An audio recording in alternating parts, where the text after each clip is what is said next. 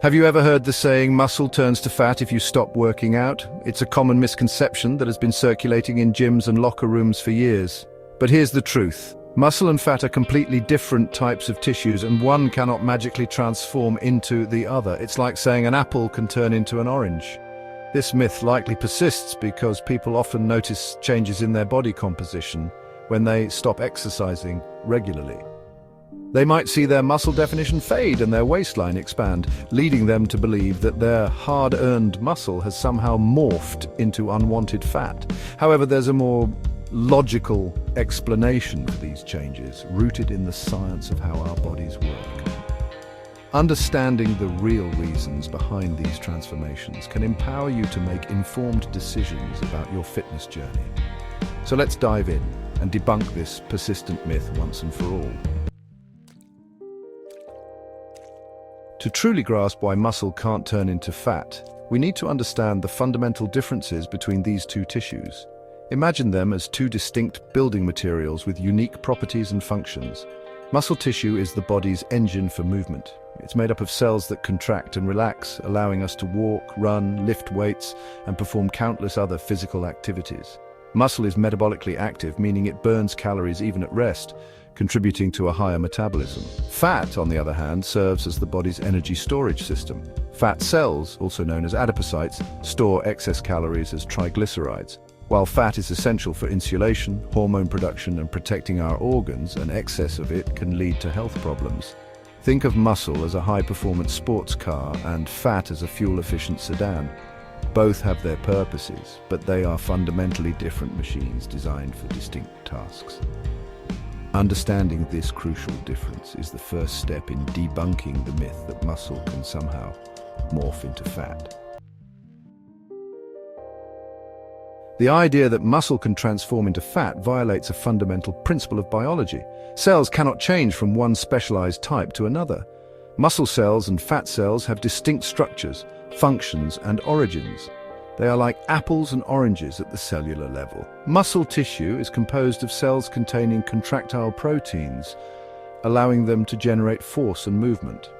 On the other hand, fat cells are designed for energy storage, primarily in the form of triglycerides. These cells are derived from different precursor cells during development, solidifying their separate identities. There is no known biological mechanism by which muscle cells can transform into fat cells or vice versa. Your body doesn't have a cellular transformer that magically converts one cell type into another.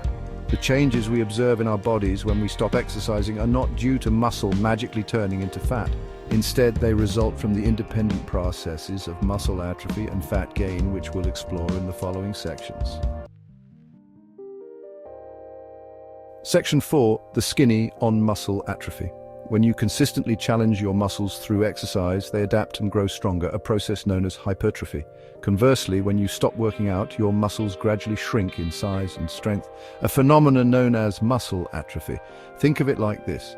If you stop using a tool, it eventually rusts and loses its effectiveness. Similarly, when muscles are not stimulated through regular exercise, they receive fewer signals to maintain their size and strength. As a result, the protein synthesis within muscle cells decreases, leading to a gradual loss of muscle mass. Muscle atrophy is a natural physiological response to inactivity. It's the body's way of conserving energy by breaking down unused tissue. While it's a gradual process, it can lead to noticeable changes in body composition over time.